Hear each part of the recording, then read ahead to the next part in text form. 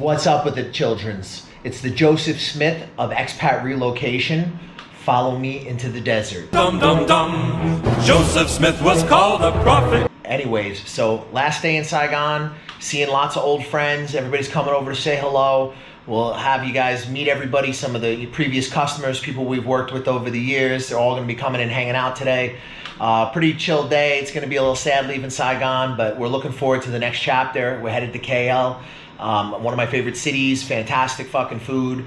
It's been bittersweet being back here. Overall, I'm really, glad we made the trip. Uncle Hollywood has arrived.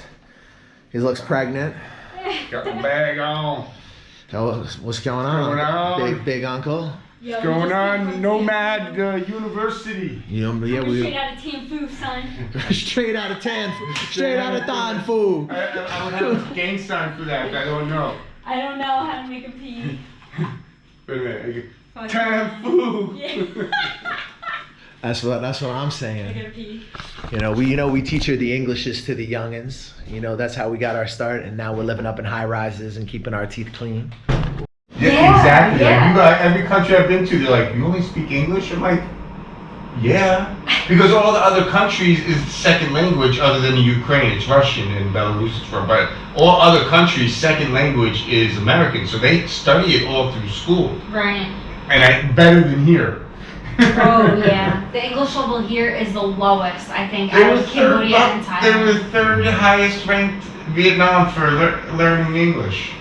When I was in the Balkans, I was really surprised because everybody who's under 30 spoke English at a very high level, and anyone who's over 30 seemed to speak some, and even the older people spoke a couple words, but that you could usually, my Italian isn't so bad, and a lot of the older people spoke some Italian, but there was Albanians who spoke Albanian, obviously, English, Greek, German, Italian, very commonly spoken, but it was so crazy because of how many languages these people speak because of the diaspora, because they're all spread all over the fucking world. So some of them come back to where they're from, and they've been living in Greece for the last 10 years, so they speak and they write. Then there's Albanian minorities that are in Macedonia, and they read and write in Cyrillic. Macedonia. Yeah, it's really crazy. Man, Clinton. Yeah. And I just think about Americans, and these fucking dodos are who just want to speak one language. Speak English. I would like to speak. I would like to speak My brain more. won't allow it because there's problems. There are a lot of things I'd like to do, but the brain sometimes just don't comprehend. And you think I would learn how to speak some sentences here and stuff, having a girlfriend from here, but I need to get the fluency because my basic Vietnamese is okay. My getting around, you speak Vietnamese? He speaks well. A bit. Anh nói tiếng Việt một chút. Đẹp trai. Đi chơi đi. Đi chơi đâu? Tôi rat meow. I probably I might have done the tone wrong. Tôi rat meow. I'm very poor. Không có tiền. Meow. Yeah, tôi rat meow. I've been able to do the Hanoi one easier. Toi zat meow. Yeah. It's very clear. The Z is easier for me to say. Just don't speak it around here. The southern. No, it's okay. It's okay. From what I see, You're a foreigner. You're not. It's my not. girlfriend hates. Yeah, but you're a foreigner talking. Hates it, but no. They just think it's cute. Period. That you speak any Vietnamese. If you speak 4 words, they're like, oh, look at the fucking monkey. She looks at you. She really hates him, huh? Yeah, guys. They have a couple that lives in her building, and they're from Hanoi, and they're kind of rude. But the guy, we came home one night, we were drinking, and I could open the door, boom.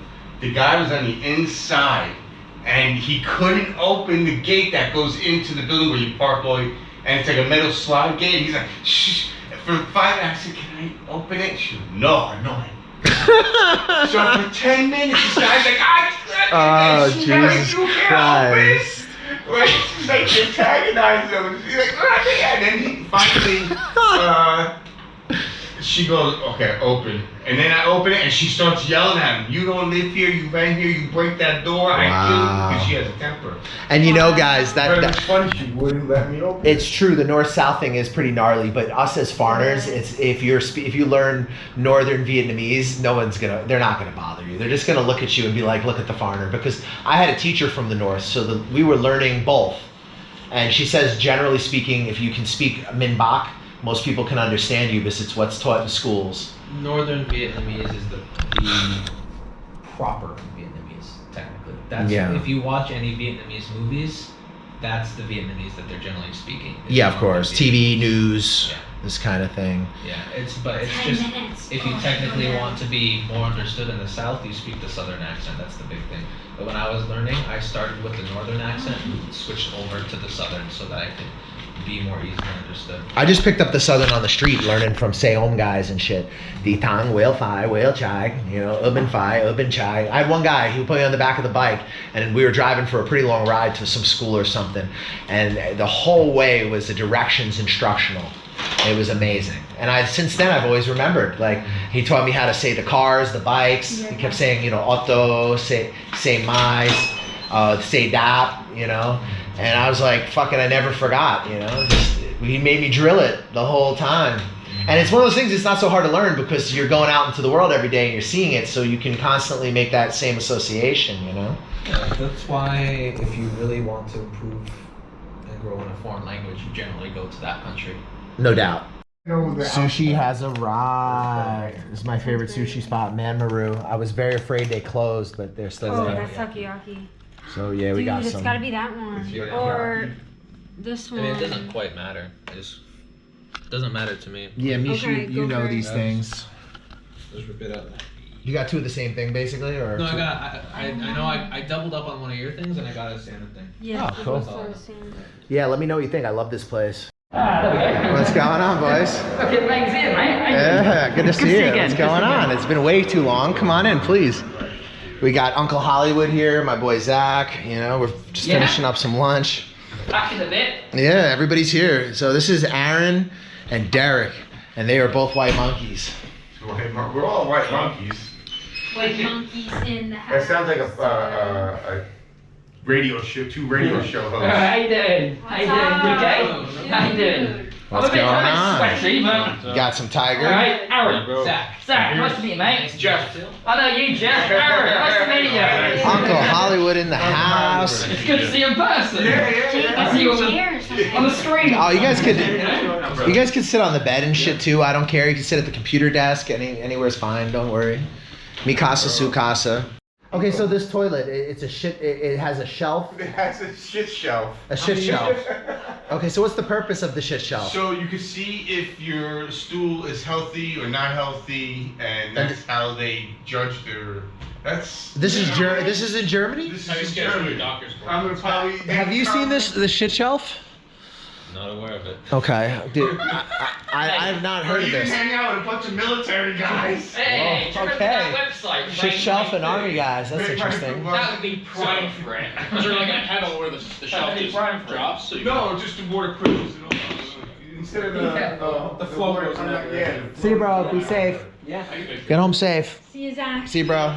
Have a good night. When I was there, short time, I seen a bunch of them. When my brother was there, long time, he wrote about it. So this is a thing that they do in the bathrooms. They have like a Toilets. a toilet, right? The toilet. So you can inspect your You shit. can inspect your shit. I mean, the Germans are very efficient people. I mean, that would be a good way to make sure your digestion is okay. I mean, I was thinking though. But they're very rude It's to good, Americans great also. life, Right? But It's gonna be an ass. strictly more to Americans, but they're rude in general. Okay. They'll say like the food will be great in Germany, but the service will be shit. right? They don't come back and check for you. They don't ask you anything. They don't give you any detail. They don't smile a lot. Okay, so they would have a hard time adjusting to the culture here. So you have to. Right. And it might not be that they're mad. It's just they're very cold people. Right, sure, yeah. Whereas here, everybody's smiley and warm. I imagine that'd be a culture shock. Imagine coming from Finland and going to like Saigon. It would probably be very different for them. Yeah, I was just in Ukraine before it was Yeah. a whole. Yeah, but it's cheap to travel. It's just cheap in general. People seem a little bit nicer than the Western Europeans. Food's bomb. It's just Food is good in the fucking Balkans. That is for damn food's good sure. everywhere in Europe. but Albania's it tastes food. better when it's cheaper. Yeah. Even Estonia. Yeah, I That's did. cheap. That's I cheap. did Estonia. Yeah. I went from because you always fly in Denmark. Everybody said, you know, when they fly, watch my video, you see my hat. they always say, well, I want to go to Rome, so then they got a ticket from New York to Rome. It's like $2,000, but you can get a one-way ticket into Denmark for like $200, and then get a flight to Rome for like $40. Sure. You know, so Yeah, once you're in Europe. so it's I cheap. always flew into to Denmark, into Copenhagen. Yeah. And on Norwegian Air, and then that's how I would always start my trip. So I went from Copenhagen to Amsterdam Yeah. to Estonia, and Yeah, then yeah. I did Estonia, and then took a bus to Latvia, and then I took a bus to Lithuania, and then I took a plane to the Ukraine. Yeah. Yeah. 'Cause look, we've got the Eurostar as well, which helps. Yeah, so in Cambodia they have Grab, they have Pass App. No, I got the right head. Yeah. You can just order a tuk-tuk on your phone. They'll come pick you up and take you wherever you gotta go. So you can take tuk-tuks, you can use Grab with They have tuk-tuks. cars too. And some of the tuk-tuks are like, Get a card and stuff. Yeah, Mhm. yeah. It's easier to open a bank account there. you just have to have a visa for more than 6 months. That's what I did here. I put the wrong social down. Yeah, me too. If you have a visa for more than 6 months in Cambodia, you can get a bank account. That's in the Yeah. Same. But you can't do it on a tourist visa. You have to have a visa 6 months or longer. Right. Mine up. So maybe it's a little okay. harder. But you I can, got you. so you can enter the country I and just. came in on a, was it 1 year or 6 months or something? But this is for Cambodia, not here. Oh, Cambodia. Yeah, so in Cambodia, like when you first get there, you come in on your tourist visa or your ordinary visa, which is what Really? you would extend to make your longer term visa. You just do your renewal right away. As soon as you have a visa that's 6 months or longer in your passport, you can walk into ABA and open up a bank account. And ABA is like WeChat Pay. And there's a lot of scams and bullshit around money. So having this fucking thing makes your life better in Cambodia. Also, the tuk-tuks are nice because you can fit 2 people in them. And they're the same price as a motorbike. They're lower to the ground. They're safer. You know. You guys thinking about Cambodia? I know you might be. Well, if all this shit don't work out, I'll be in Cambodia probably December. We'll probably be there maybe around that Just time. hopefully this degree stuff works out. He's trying to organize paperwork now and during the visa crisis, and it's kind of nutty. 'Cause I have Are a you? degree, and at this point you need a degree. Yeah. But I ended up coming up with a degree, Yeah. I can get one. and my person might have found somebody for 10 million, which will have my name on the degree. It'll be If they fine. accept it, it's worth it. So Yeah, it should work. and she'll split it if it works. If it don't work, I gotta pay the whole thing. And then if it doesn't work, But I he's get coming a to degree with my Cambodia. name on it. You're coming to Cambo if it doesn't work. Yeah. So Nice take it plan. in That's a Cambo. nice thing about here. There's always a plan here. We're gonna be showing up in Hollywood, Phnom Penh. already. Maybe. Fucked up. Yeah. But yeah, Cambo's cool, 100%. And honestly, in Thailand, it's even. I'm not even gonna lie, it's a lot better. I was looking at it. The but metro, I feel like bro. if I'm gonna go there, I want to go to Siem Reap. Oh, in Cambo, yeah, you just won't make any money. No, not to live. Tourist, If I'm yeah. gonna visit. You know, 100%. It's Yeah, you should. If I'm amazing. gonna visit there, I have to go check that spot out too. For sure, Angkor Wat. Yes. Yeah, and the town is the cheapest place in Southeast Asia. Siem It's Reap is ridiculous. awesome. It's I can fly 9 there, hours but it's from like here. way more expensive than just flying. far is it? just yeah, you rent. Then you gotta take a 6-hour bus. It's like 4.5. 4.5. 6 hours or more to Battambang. That's more, right? Like almost. It was like 7 or almost 8 That's not hours. that bad. 6.5. So maybe it was like 6. Maybe it was 6 I to heard it Siem was Reap. 6 hours. You're probably right. Like, 6 is like too much if I'm going there for a few days. You're probably right. I 4, forget. I'd be like. If I'm moving there, perfect. No, I'm joking. We just went like a If I month move ago. there, We I'm did taking it. a It looks bus. sick. Like, Phnom Phnom Penh Penh. to Siem Reap was 5.5 hours. There we go. See, she fucking remembers this shit. I love this about you. Yeah, I'm telling you, you're like a little computer, your brain. Hey, I'm heading out of here now. Do me a favor. Please just subscribe, notify, like, Be famous. make comments. I'm a goofy dude. Subscribe to Hollywood's Journey on YouTube. Do it now. So everybody's headed home. We just had a little meetup with some previous customers, people we'd worked with in the past, and It was fun. it was fun, right? It was good. A lot of people came, more than I thought. Yeah, it was cool. It was a few. There was actually a few more, but I didn't give people too much notice. I had a lot to do while I was here. We're gonna get some dinner. We'll show you guys what we get, and yeah, we're just talking shit and chilling, and it's nice to catch up. And it's been a great month in Saigon. It's been really nice seeing everybody and going to old places. It's been really great being here. We're gonna miss Vietnam. We love everybody here. There's lots of good things about Vietnam, and it's going through a transitional period now. So I hope things kind of smooth themselves out over the next few months. Probably I'll come back and I'll go hit up Hanoi after this, the next time I'm in the country. But we're gonna be in Malaysia, so we're gonna bring you guys some Kuala Lumpur content. Probably by the time you see this video, we'll have released at least one or two of them. Because guys, we don't release the videos. We kind of just get a little bit done from each place because we're pretty backlogged. So the best way for you to watch our stuff would be to go to the playlists and then watch things on the playlists, because they're relatively more in chronological order, and it would be easier if you want to see like the actual whole time that we spent in these countries. Hey guys, we got the meat going. Last meal of the day after hanging out with the homies. I got vegan version of the beef stew. We got bun xeo, which is a pancake. We got the mi quang, which is a central Vietnam soup. It's actually my favorite soup. And we got some fried dumplings, and my stew comes with a banh mi.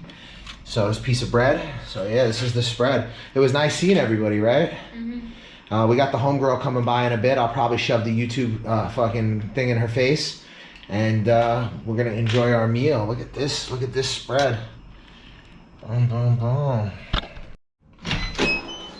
Hey, what's up? You're YouTube famous now. Oh no. Come on in, come on in. We're just finishing up dinner. Okay. Oh, you're gonna get some, huh? We got bun xeo, Hey, how are you? mi quang, Oh, that's nice. bun ke. Lovely. Yeah. Yeah. The sofa is nice. It's not bad. It's, 22nd floor. It's pretty Yeah. cool. Yeah. It was good to us for a month. Oh, so you guys recording right now? Oh yeah. Oh, nice. Mi's just eating. Just had some dinner. What's And, this one? This is the beef stew. The Vietnamese, what is it? Bun ke? Bánh xèo. No, this Oh, one. bánh xèo. Oh, this one is bún bò Huế hả? No, Bún this kiêu. is cute. Yeah. Kiêu. This one. Oh, Mi huang. Okay. mì Quảng. Some, greens, wontons. Wonton. Bánh xèo. Yeah, Yeah. bun xeo. Nice. Yeah, it's pretty good. Cool. You guys have explore everything here. Well, we're just happy to be back. We missed Vietnamese food. I missed Vietnamese food. Best food in Southeast Asia, although I think Malaysia is a close second because of the Indian food. Yo, it's the Carlito Brigante of Expat Relocation. Who are you working with? I am working with nobody. Nobody? I'm retired. So yeah, that was fun. We basically have another day of that tomorrow. Just everybody coming by little by little by little all throughout the day. Just kind of seeing us off before we head out of town. It's been really nice being back, guys. If you enjoyed the content from while we're here in Vietnam, please subscribe, smash the like button, share the videos, help us fight the algorithm. If you guys are interested in living out here, doing business out here, relocating, getting a teaching job, you want somebody who's going to help you take care of everything, give us a holler on the Facebook fan page or the Instagram. We can get you set up. It's been amazing being back. It's been bittersweet. A lot of good and bad memories. Saigon is a place that definitely made us and really changed my life in a lot of really crazy ways, and I really feel like I kind of became who I am because of Saigon. So even though there's a lot of things about this city that at times can be really challenging, I'm really thankful for my time here and for the people here and for the effect it's had on my life and kind of shown me what I'm capable of doing beyond what I had thought I would be. So if you guys are thinking about coming out here, definitely don't be afraid to take a chance. It's a little messy right now. We can still help you. But it is a little bit complicated. If you guys are thinking about coming out to anywhere in Southeast Asia, give us a holler. We can get you set up. Cambodia, Thailand, We're expanding. We have contacts for residency in Costa Rica. We have contacts for residency, investing, Costa Rica, Albania, and Eastern Europe. Also here in Asia, we plan to expand and kind of try to make, expat relocation accessible to the average person. That's kind of our mission statement. We want to make it so that normal people can change their lives and can actually start living more fulfilling lives than what they think is possible. Because a lot of people in the West have no idea the strength that their passport has, the opportunities it can create for them. They might be working jobs they don't like, living in a society they're not happy with, and they're not even utilizing the one really powerful benefit they have, which is their passports. And I think that's hopefully something that we can help influence people to, take chances and go out there and see what the world has to offer. And I think it's good for the countries where expats live because, yeah, you do get some slobs, but for the most part, you do get people who bring in good ideas, who are innovators, who are open-minded, who can maybe help a country develop or bring economy to a country or bring certain skills. So I think, living together and traveling together, as human beings, it's important for us to cross these boundaries and to spend time in each other's cultures and not to look at them in a naive way and hold them up high, but to look at them in a real way and to look at the things that, different cultures do better and look at some of the ways that they do things worse and, kind of learn from each other, which is, I think, something that, would really do a lot for the world if we spent more time traveling and living amongst each other. I think we'd have a lot more empathy for each other, and it'd be a lot easier for us as a civilization to, to really come to some sort of a, future that doesn't involve conflict and that doesn't involve, constant infighting. And, I think travel is one of the greatest ways that you can break down boundaries and you can break down differences and you can really get down to the humanity. And I encourage anybody who has not left the country and they're really thinking about getting out and doing something different to do it. And if you think we can help you, then please reach out to us. Yo, what's up with it, childrens? It's everybody's favorite big uncle, ready to teach you how to live your life. So this is the last day in Saigon. Bittersweet. Got to catch up with a lot of, business relationships, friends, casual acquaintances, people we've just done business with or bought things from over the years. And it was very nice, but there was also some dark sides to it because we got to catch up on what's been going on out here. Not going to go into it. I'm just going to say I hope things get better. And, I love Vietnam and I definitely want to come back here and visit and see friends again and, see the country grow and change. Since the last time we were here, they built, a really beautiful bridge across the Saigon River. Unfortunately, fuck all was done with the train. Maybe they did a little work on stations, but not much progress there, which is sad because after coming from Bangkok, I really see the value of public transportation in Southeast Asia big time. It's a great city. I will say I think Saigon has the best, some of the best food and authentic experiences available in a large city in Southeast Asia because Bangkok is very westernized and comfortable. Kuala Lumpur is very westernized and developed. Saigon is still very much its own thing and very authentic. And I really do like that. I think Vietnam in general has some of the best and most healthy food in Southeast Asia. There's a lot of economic opportunities here, but unfortunately, there's a lot of chaos around visas and immigration. And it's real unclear what the future holds. I just, I hope for the sake of expats who love the country, and I hope for the sake of Vietnam, because I think having new ideas come into your country is a really positive thing. And young entrepreneurs, people who, were living and choosing Vietnam as a destination before the pandemic, I think they have a lot to offer and bring to Vietnam in positive ways, So yes, you'll get some sex tourists and you'll get some dodos and some drug addicts and stuff. I mean, listen, when the country is easy and open, that's unfortunately an element that comes. And you get the lowlives who just cruise along on some deadbeat teaching job and drink beer from all day long and have no real plan to do anything beyond that until they drop dead. But, I feel like that's a small price to pay for the entrepreneurs, the innovators, the people who bring in positive ideas or come up with ways to help and benefit the local people. I mean, I don't know. I think living together is definitely always the best solution. We can definitely support each other and bring different ideas from the West that are good, as well as learn different things from the East that are good and that are better than what we do. You know, it's like there's no like perfect place, you know, but we all do things in different ways better than each other. And what is better than to share those ideas so we can all improve and, you know, grow together. And I think Vietnam, you know, and the West, you know, it's something, I hope, a relationship that I hope stays strong, and I hope the country opens up again more the way it was before. And, you know, it's a beautiful place. I just wish nothing but the best for Vietnam and for its people. It's been great being back. It's been great seeing friends. It's been really great going down memory lane and walking through old neighborhoods we used to live in. And you know, but it's also been, like I said, it's been hard. You know, a lot of businesses went under. A lot of the stories from the lockdown are horrific. You know, a lot of stuff going on with the visas, and you know, it went from being a place where I made primarily most of my money from Vietnam to where a place I barely do any Vietnam business these days. I'm mostly doing most of my business in Thailand, sometimes Albania, sometimes Cambodia. Mostly really Cambodia and Thailand probably to be the main places that people are choosing to work with me for.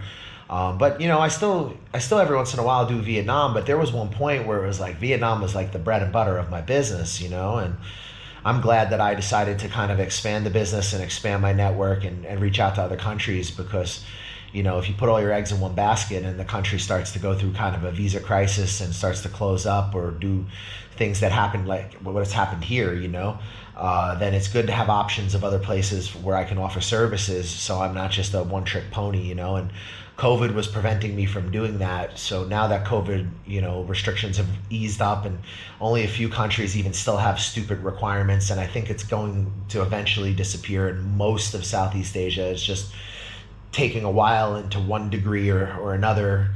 You know, some countries the restrictions are almost non-existent, and some countries there's still fucking apps and dumb shit.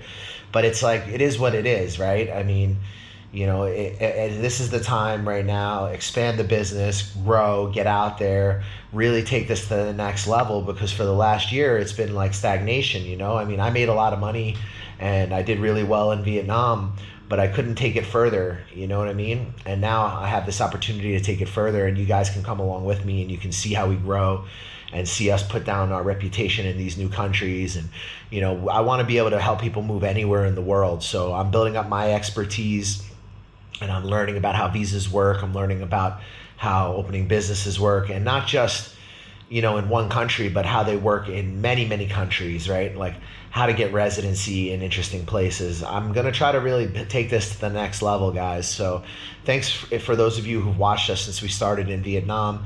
Thank you. And, you know, I hope you continue to watch us. And for those of you who found us later, check out our journey. It's been pretty wild. Leaving Vietnam, like I said, bittersweet, a little bit sad, but I love the place, and I'm always going to love the place.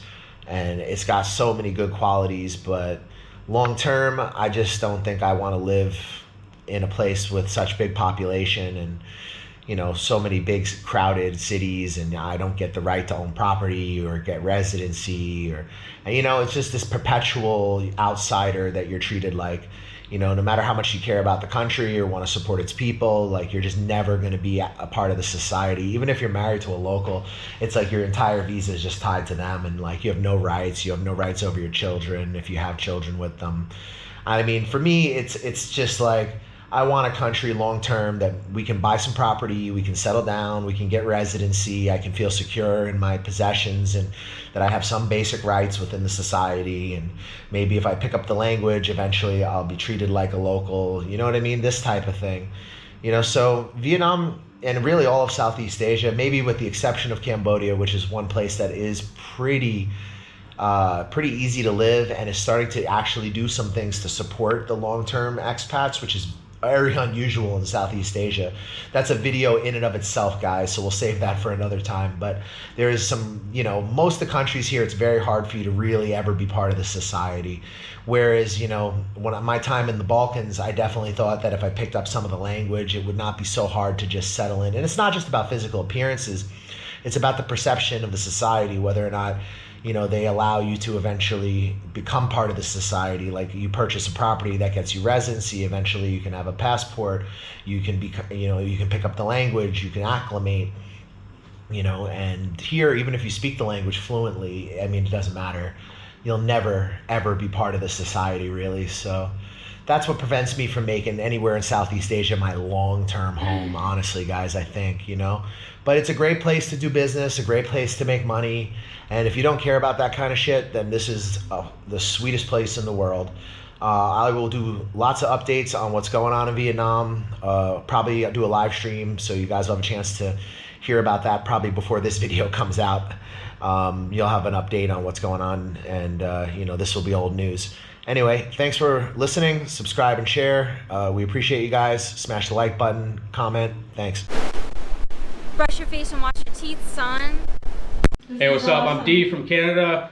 Hook up with the New York Nomad if you want a smooth ride into Vietnam or any Southeast Asian countries. Hey, my name is Aaron. Get in contact with the New York Nomads. If you want to get into Vietnam, hit them up. They'll get you in securely and professionally. Yo, this is Uncle Hollywood. I'm telling you right now, the New York Nomad got me a job. He's legit. Hit him up. Check him out. New York Nomad set me up in Vietnam.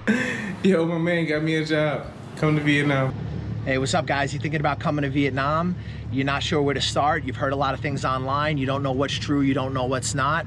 We offer a consulting service where we help you get on your feet in Vietnam. We give you advice on negotiating contracts with employers. We help you with real estate agents, visa agents that are reliable and that you can trust. We help you get started in this amazing country and get on your feet. We help you get into different opportunities that might be more difficult for you if you were just landing in the country on your own. And we help you avoid a lot of the pitfalls and problems that you could have as a newcomer here. We provide you with reliable job recruiters, visa agents, real estate agents, and advice. If you guys are thinking about coming to Vietnam, hit us up for a consultation. We'll help you get started, help you get on your feet, and hopefully you'll love Vietnam as much as we do.